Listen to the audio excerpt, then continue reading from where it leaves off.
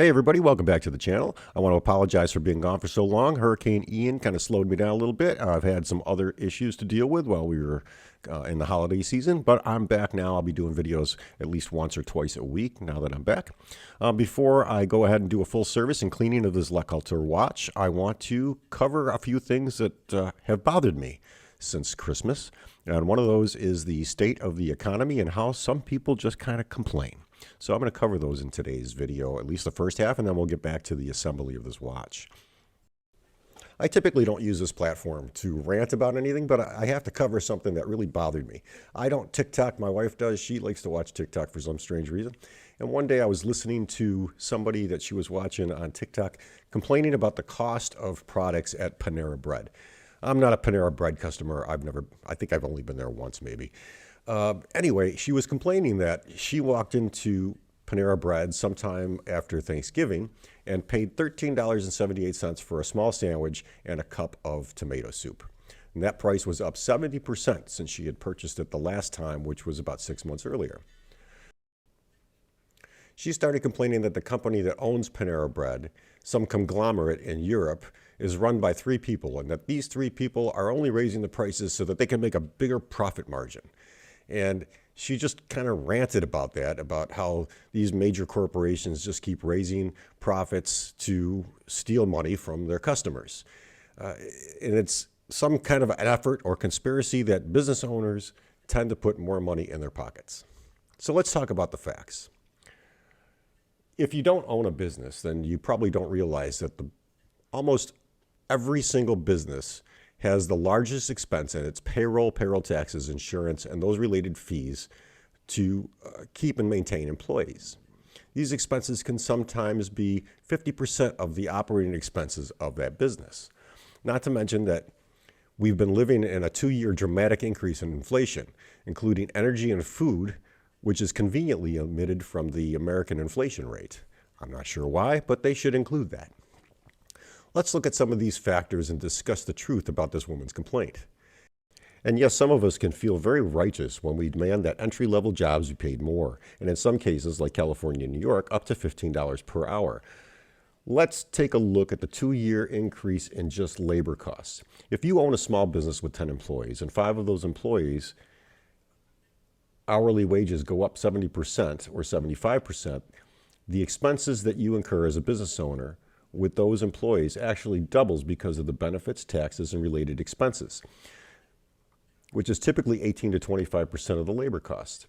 This means that if you pay an employee $20,000 per year and the labor expenses are between $1,800 and $2,500 additionally in the taxes, insurance, and other labor expenses. So that employee now makes $15 per hour. Those same expenses increase additionally. 5 employees making $10,000 more per year, plus a $2,000 increase in expenses and benefits, is $60,000 more a year that those 5 employees, are paid per year. Panera Bread typically has between 30 and 50 employees at each location. Even things like legal expenses. Lawmakers have a way of screwing things up for businesses. They like to change the rules all the time by passing new laws that force businesses to comply with demands that don't often make any sense for those businesses. Typically, these laws are passed to increase revenue for state and local governments. A business has to hire a law firm just to keep up with the changes that lawmakers typically put or impose on businesses, because the government doesn't always tell us that these changes have occurred. We need lawyers to find those changes. Sometimes the business owners are even fined if they do not comply because they don't know about those changes. And of course, Panera Bread, being a restaurant, also has to deal with an increase in the cost of food supplies. If you've been shopping anytime in the last 24 months for food, you've no doubt seen an increase in pretty much everything at the grocery store: bread, milk, eggs, beef, anything like that. And no, grocery store owners aren't getting richer either. Restaurant owners are no different. They are dealing with these same issues like you and I are. Let's talk about energy. Energy costs have increased in the last 24 months significantly. So let's talk about the energy costs a restaurant typically has. They got to keep the lights on. They have to run the stoves and ovens. Heating and air conditioning is needed to keep the inside of the restaurant at a moderate temperature. Things like fuel costs for companies that do deliveries, those all have gone up. So those are increased expenses that restaurants have. Let's talk about rent and property taxes. Those never go down. If you own a building, a home, or a vacant lot, you've seen your taxes increase year after year. This is inevitable. If you rent a facility, your landlord is obviously going to pass those expenses on to you. There's no option. And maintenance costs, yes, because of labor increases, costs, fuel, and of course shipping costs, your facility will be spending more on maintenance. The owner of a business has to take all these increases of their expenses and figure out a way to pass those on to their customer base that they have in a manner that hopefully doesn't drop the patronage to their business. Because if you raise prices too high, customers will often find an alternative, and some of them, of course, do. In this case, Panera Bread raised its prices for their products and in some cases even made the portions a little bit smaller. They are forced to do so that they continue to make enough money to pay their employees maintenance, rent, mortgages, supplies, and utilities. Typically, businesses do not increase their profit margins. They usually remain the same because the business owner profit margin is the only fluctuation that they have to play with to control their expenses and profits. So keep that in mind. I'm not a customer of Panera Bread. However, I'll bet you that if you showed me their profit and loss statement from 2 years ago and compared it with a profit and loss statement from today, the profit margin would still be the same, meaning that they are basically operating on the same margins even though they've had an increase in revenue. This is just to keep up with inflation. And let's not forget, the more profit that a business makes, the higher in tax revenues that corporation or business has to pay. So the next time you walk into a McDonald's and have to order your food on a touchscreen, insert your credit card, which of course is an added expense for that business, typically 1.5% to 1.7% of every transaction, wait for a robot to conveyor belt your food to the counter, and then realize that there are no tables or chairs for you to eat at. Understand the business owner of that establishment is trying to keep up with the economy in an effort to offer you a better price and a product that you typically want. Facts do matter. Those of you who operate under facts can control the world. Those of you who operate your lives by feelings will be the ones that are controlled by those who operate under facts. When you understand the economic facts, you will understand the truth. So keep that in mind the next time you complain about how much something costs. Okay, so that's enough of my ranting today. Now back to the watch. Hey, listen. YouTube may demonetize this video. They may even hide it from you being able to see it. So if you do see this video and you do watch it, please let me know in the description below what you think about my rant. Anyway, let's get back to disassembling and reassembling this watch. So something that I was doing while I was ranting was disassembling this watch here. I'm almost done disassembling it. One of the things about these Swiss watches, any Swiss watch from the 30s, 40s, 50s, you want to be careful when you're removing the balance because the hairsprings on these watches are very, very, very delicate, so you want to handle them with extreme care. Here you can see I'm just disassembling now the clutch. So once I get that out, we'll just put all these parts aside. I do keep a parts tray handy, of course, when I'm disassembling, and all the parts are sorted by their basic function. That's how I sort them out. Here's the mainspring barrel, and I'm going to pop this open, take a look at the mainspring. The mainspring's fairly clean, so what I'm going to do is I'm going to pull out the mainspring. I'm going to clean it up and polish it a little bit before I reassemble it, and then I'll oil it, put everything back together, so when we get done with it, we have a clean, oiled mainspring. Okay, now that everything's clean, let's get back to assembly. So here's the main bridge, and we're going to start with the clutch spring here. This little spring, this allows us to do twofold. It adjusts by a spring whether or not the watch is in setting mode or winding mode. This is the clutch screw here. This clutch screw goes in first. It screws into that little spring. You can see it just popped out on me here. While I'm holding that screw in place, I'm just going to align this little spring. I apologize for the focus. And get that set up so that I can screw down the clutch screw and put this piece in its correct position. Now here you can see I'm tightening up or screwing in the clutch screw into that clutch spring, and that's going to allow me to let go of the bottom half because it'll all be attached. Okay, with that spring in place, I can put the other click spring in here. This is actually the bar that moves the clutch back and forth. And again, when you pull the stem out to the setting position, this will push the set gears together so that you can set the time on the watch. Otherwise, the default mode is winding mode. This is the first set gear.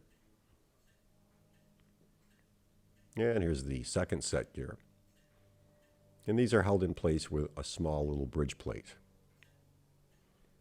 I'm just going to put a little dab of oil on each of these pivot points. I do this while I'm assembling just so that I don't forget to do it later, or if I don't have access to the correct position.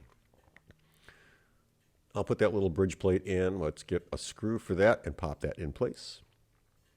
And don't screw these down all the way. You want to get them started, put them down about maybe 2/3 of the way down, and then align everything up. Just make sure that everything is in the right position, and then I can set the second screw in place.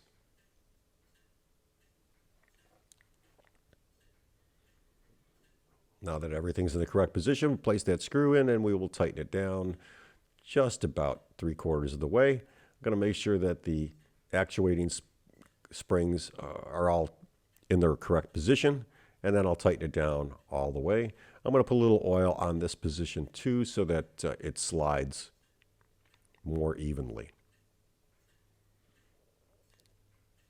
Now we'll get our clutches in place.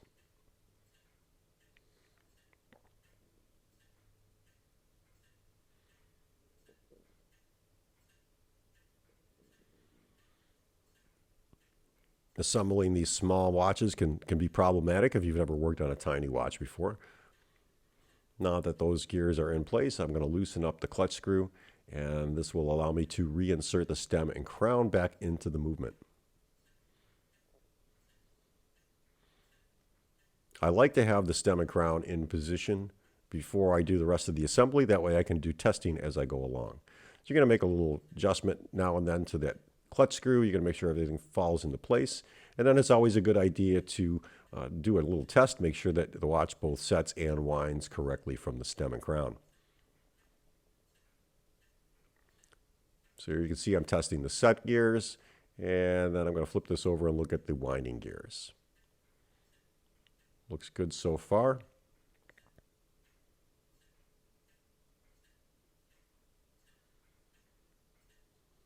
Just going to oil some of those pivot points just to make sure everything is loose and smooth to the touch. And now we'll start the assembly of the watch. I like to start with the gears that all fall lowest in the movement, which is, in this case, it's the escapement. Now we'll put in the third wheel. That's the wheel on this particular model that has the second-hand post. And there's the main wheel. I don't know why I put it in the wrong place. Well, let's move it out of the way and grab the right gear. Maybe it's my ranting.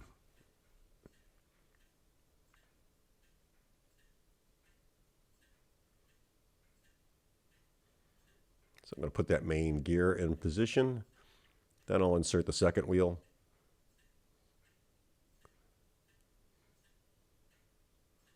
And get that put into its pivot point.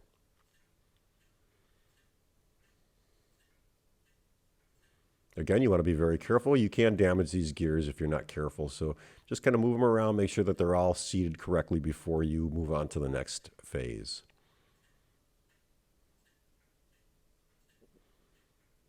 There's the mainspring barrel. Now I did service the mainspring. I did clean and oil it, and it is put back together. I did do a test before I went any further with that just to make sure that everything was seated correctly. This is the winding gear. And now if you notice, this has a winding ratchet there on the upper bridge plate for the barrel. And that has to go underneath the main wheel, but up against the winding gear of the mainspring barrel. So you're going to handle that with care. I've already inserted the bridge for the train. Again, be very careful here. You can damage things if you don't put them on correctly. You can also damage things if you try to manhandle these. Now, a lot of you people complain that I'm too hard on watches, and I'm actually being very delicate here. It's just, it may not look like it on YouTube, but trust me, I'm handling these pieces with extreme caution.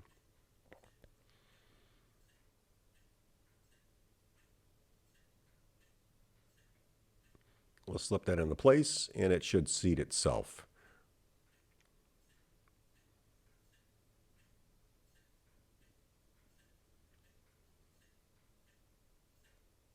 Once that's done, I'll put the bridge screws in. I don't tighten them all the way down. I tighten them about 3/4 of the way down, or where I seem to have some friction, and then I'll look at the movement to see what gears are aligned correctly and what gears aren't.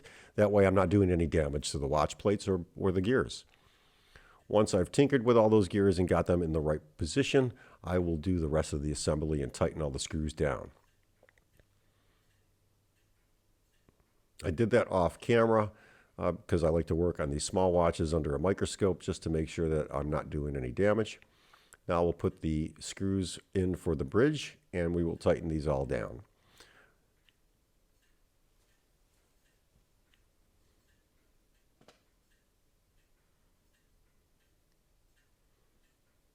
Again, if you feel any friction where the plate or the bridge plate wants to kind of rock back and forth, don't go any tighter on any of these gears because you can damage them.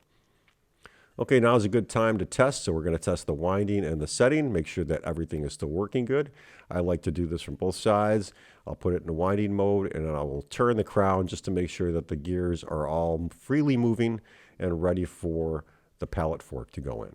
So once everything's been tested, we're going to go onto the pallet fork, and I'm going to gently place that into the watch. This is another piece that you really have to be cautious with because these pieces will break very easily.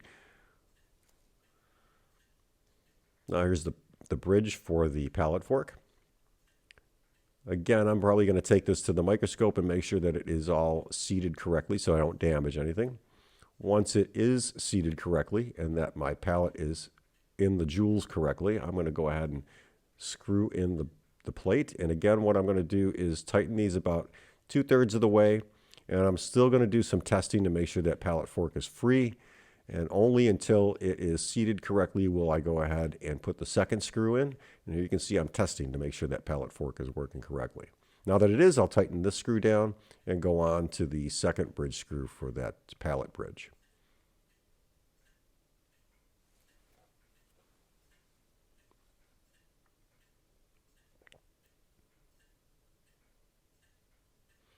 Now is a good time to wind the watch a little bit and test the pallet. Make sure the escapement turns freely.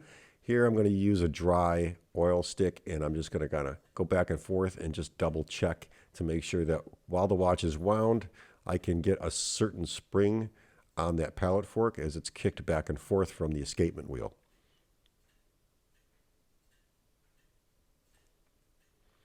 Now I did take out the upper and lower jewels of this particular watch on the balance. This is the lower jewel. I forgot to hit the record button on the balance, but it comes off relatively the same way.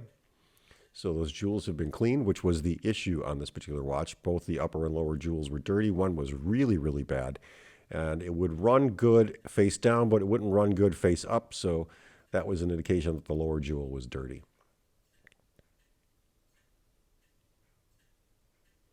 Now that the balance jewel's in place, I can go ahead and seat the balance wheel and the cock back into the movement. Again, this is one of those places with this watch because it is a very, very, very difficult or delicate hairspring to work with. You want to be very conscious of how you handle this, and I'm barely holding this in the tweezers as I align it inside the watch. Now I filmed the entire process here. So you can see that sometimes you don't get it right the first time, and you have to kind of tweak the balance back and forth until you seat it correctly. A lot of times you'll have to raise it up a little bit to twist it over the pallet. And here you can see it's not seated correctly, so it's the balance or the pallet jewel is kind of hitting the pallet fork, and that's going to cause an issue. So we're going to get that flipped around. Actually, that's a roller jewel that we're talking about. because we want that roller jewel to swing with the pallet fork back and forth. I don't have it seated here correctly, so I'm going to kind of lift it up and twist it a little bit. And again, you want to use extreme caution while doing this.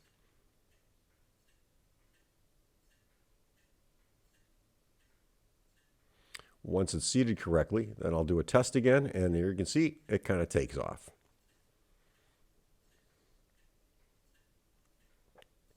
That's exactly what we're looking for. Now that that's done, I'll put the balance screw back in, or the balance cock screw, and we will tighten that down. Once that's done, we're good. I'm going to set the speed lever to the middle of the watch before I go ahead and time this. Once I get that done, I'm actually going to run this to the timing machine and test the whole watch before I go on to the next step. This is the next step, and now we're going to add the cannon pinion back onto the main gear. You're going to pull the crown out to the setting position. You're going to have to turn that wheel to make sure the teeth of the cannon pinion and the set wheels kind of fall into place. Once that cannon pinion's in position, you can go ahead and add the hour wheel. The hour wheel has a dial washer on it. You can see that kind of pushes the hour wheel down from the position of the dial. Now we'll set the dial onto the watch. I've already gone ahead and loosened the two dial screws, one on either side of this movement. Once those are loosened, we can put the dial on and then tighten those down. This will hold the dial onto the watch movement.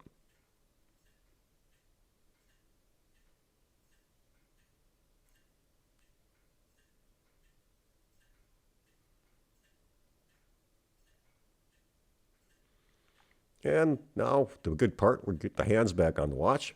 Let's get that small second hand into position. Again, you're going to be very cautious with these pieces because they are delicate and they will scratch or break. The hour hand is the next part that goes on. It doesn't matter on this particular watch because it's not a date indicated watch, so we can just put that hour wheel wherever we want, and then we can set the hour wheel to whatever position we want and get ready for the added insertion of the minute hand. Here you can see I'm going to set it to 9 o'clock.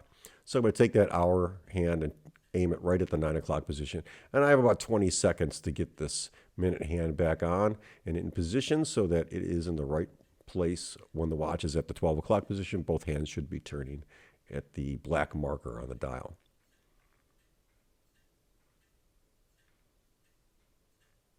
I'll tighten that minute hand down. And then I also like to go through and make sure that the hands are not touching or rubbing against each other because that will stop the watch from working. So I'm going to go ahead and do a complete twist of the hands, and we'll test and make sure that none of the hands are touching.